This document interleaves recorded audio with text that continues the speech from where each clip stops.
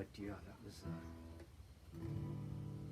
Austin, Texas. That was a great place to be for childhood in the 60s, 64.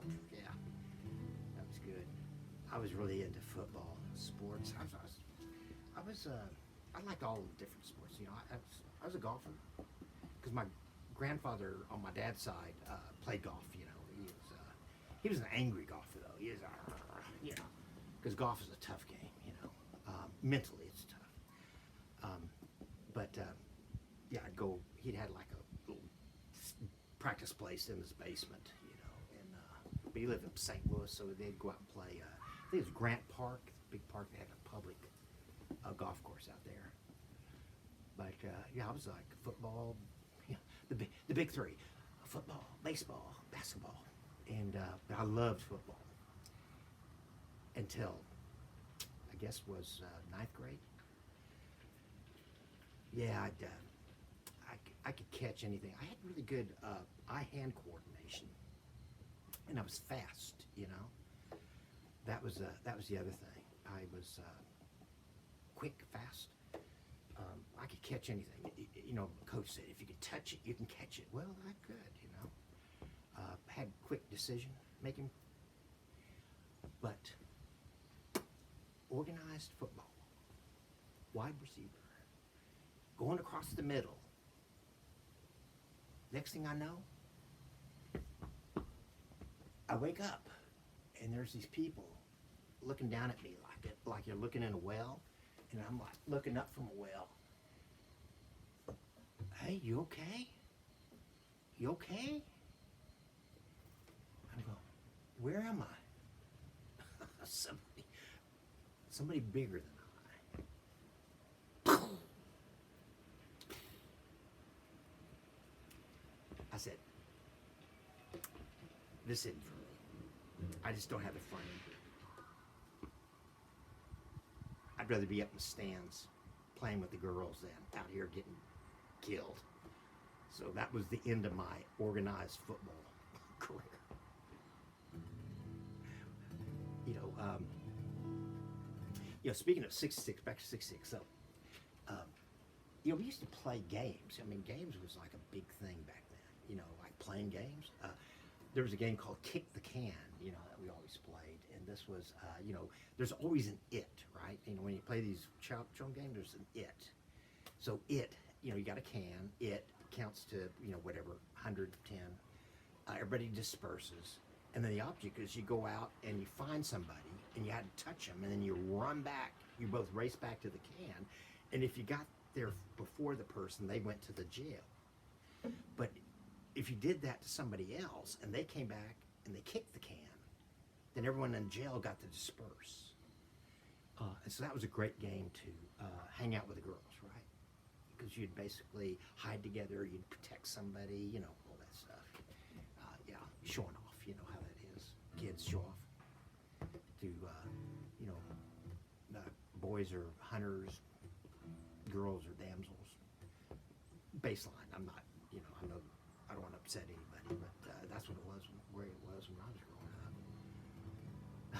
Yeah, so another game we played before school. Imagine this, you know.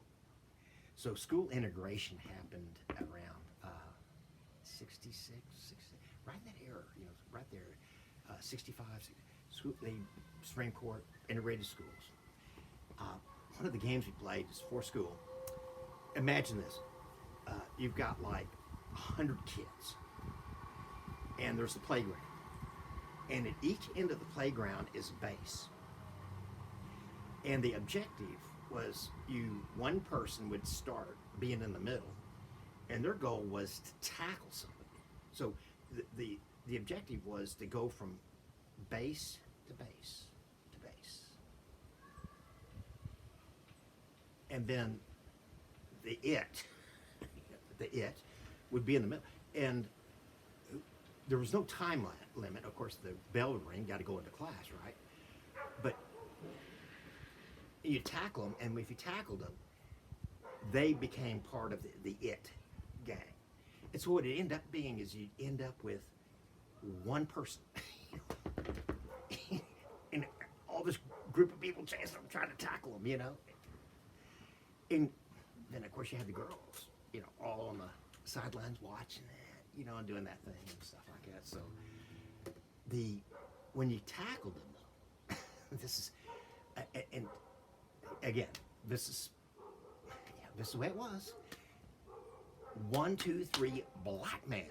So when you tackled the person, they became the black man. And obviously the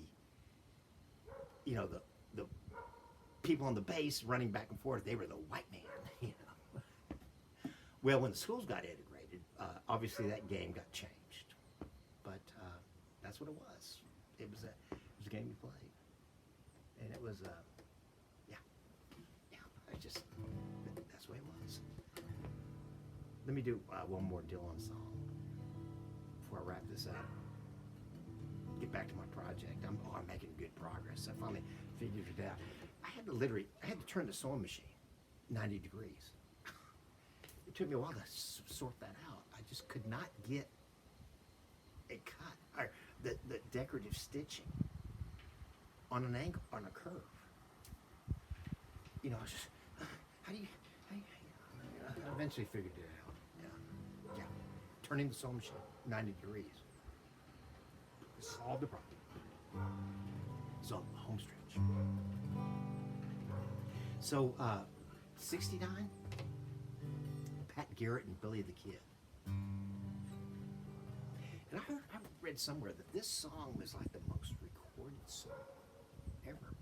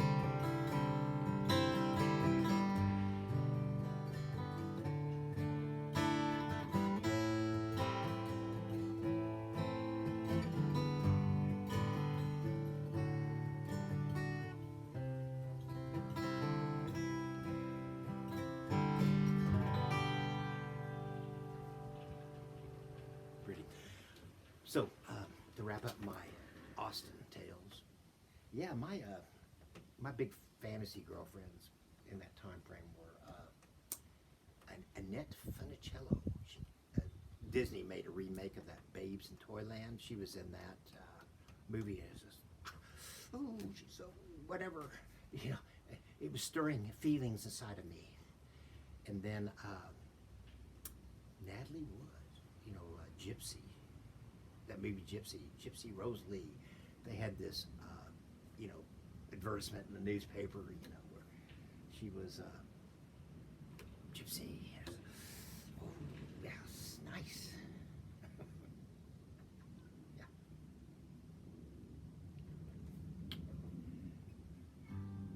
A young man. Oh, and I remember, you know, this that creek I was telling you about. Did I score a find? So I'm. It had like a lot of bamboo. Because it was, you know, again, a creek, you know, park, trees, bamboo, stuff like that. So I'm out there, you know, Tom Sawyer stuff, you know, we're out there. I come across a knapsack, a hidden knapsack, and it was full of Playboy magazines. It was one of the, you know, teenagers, you know, hid it out in the woods, you know, houses over there. That was pretty good. But being a good public servant, I did not turn it in. Just went back periodically and, you know, the old saucer eye thing.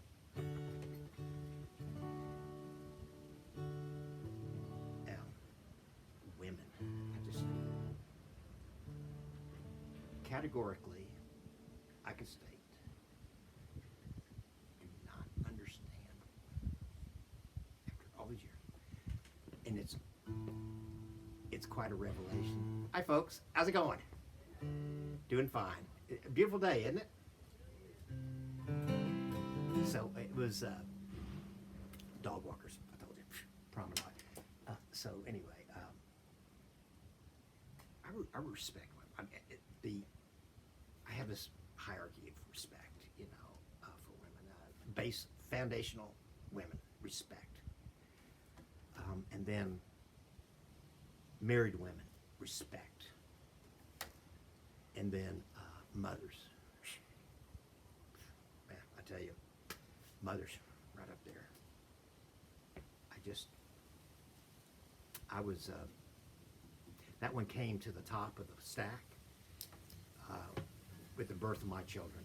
I had two children, and did the Lamaze thing, you know, they had like a birthing room and stuff like that. That was an eye-opening experience. It was like, wow, this is interesting. No control. Just, whoa.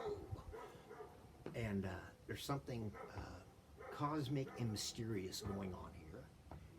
And just gotta go for the ride. But I was sitting there going, man, I'm glad I'm not a woman. You know? Think about that one. Respect women. It's right. Gentlemen, again, part of the reason I'll go into some of that. Manners, why it's important. How a gentleman should be, why. The value proposition of it. But a lot of it is just, you know, character, respect. You know? Be part of the solution, not part of the problem. That's just kind of common sense stuff, isn't it? Man should respect a woman. Should respect a woman. I mean, that's just fundamental. And out of that grows so many other things of value. You know, it's how you live your life, isn't it? And live your life. Because literally when you stop living, you start dying. And I see it a lot of people. Retire, don't know what they're going to do with their life. Grave. You know, don't retire unless you have something else you want to do, a passion you want to chase. I have a lot of interests. That's why I retired. I mean, I had these other things I just couldn't devote time to. But yeah, I would not retire unless you have something passionate. You got to be moving. You got to keep active. You got to keep moving. You got to keep using your mind. You got to use your tools. If you don't, they rest. And again, I'll go through some videos on projects, all that stuff, methodology, all the things I've learned. But that's, I'm trying to give that back if you hadn't picked up on that. Just trying to get back through these videos and using the vehicle of, my musical journey as a starting point. But when you stop living, you start dying. And another good thing, Louis L'Amour, the writers of the Purple Sage, cowboy stuff, the trail is the thing, not the end of the trail. Travel too fast and you'll miss all you were traveling for.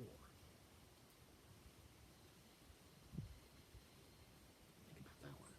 And I'll leave you with